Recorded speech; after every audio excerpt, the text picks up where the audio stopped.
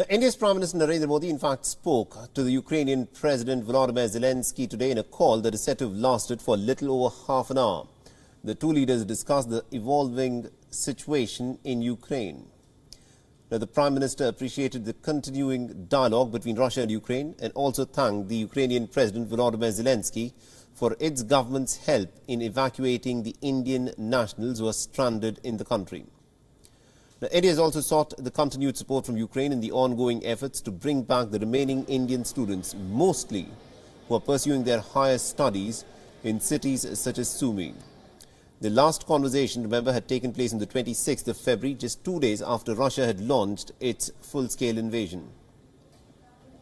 The students stuck in a medical college and in their hostels in the Ukrainian city of Sumy were told by the Indian embassy to be ready to leave at short notice. A team of officials have been stationed in Poltava, nearly a 3-hour away, to coordinate the safe passage of students from there.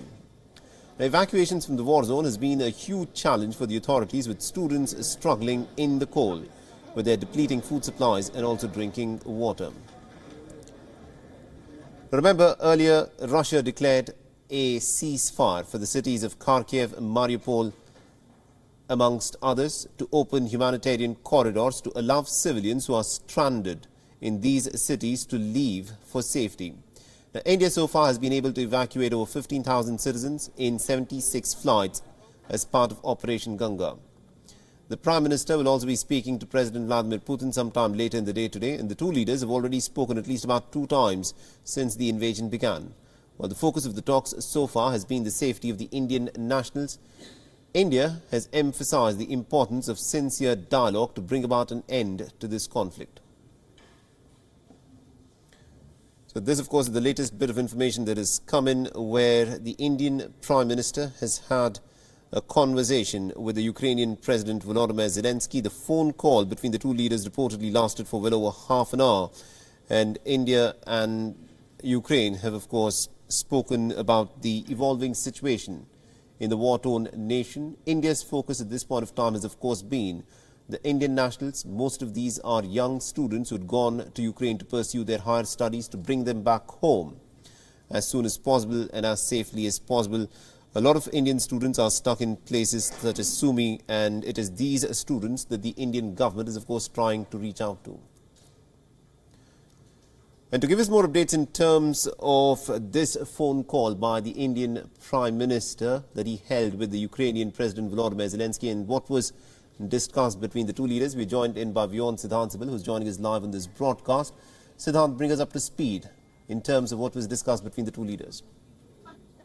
Well, Mohammed, it has been a heavy diplomatic day. The first conversation has happened. The Indian Prime Minister has spoken to the Ukrainian President, and 2 key focus areas. First, of course, the evacuation of the Indian nationals. Now, we know that Operation Ganga is in full swing, and a large number of Indians have now left war-torn Ukraine. In fact, 20,000 Indian nationals have crossed the country from the western borders into countries like Poland, Slovakia, Hungary, and Romania. But there is a worry regarding a big chunk. That's 500 plus people in the city of Sumy, the besieged city of Sumy. And there have been, of course, desperate pleas coming to Indian government of these students. There is, of course, a plan also in the place. In fact, an Indian team, the Indian mission team from Moscow has arrived to the city of Belgorod. And this city is just opposite to the city of Sumy and Kharkiv on the Russian territory. The team has been waiting, but of course the conflict has been happening on the ground, and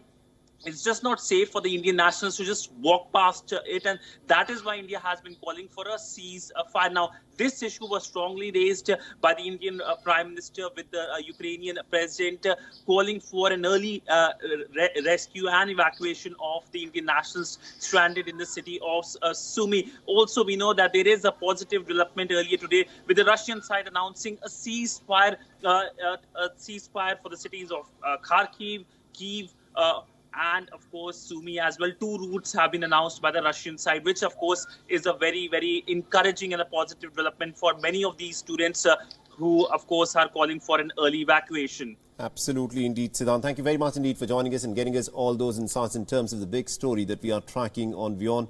So this, of course, is the latest in terms of what has happened, where the Indian Prime Minister has spoken with the Ukrainian President Volodymyr Zelensky to discuss the manner in which the stranded Indian students can, of course, be brought back home. WION is now available in your country. Download the app now and get all the news on the move.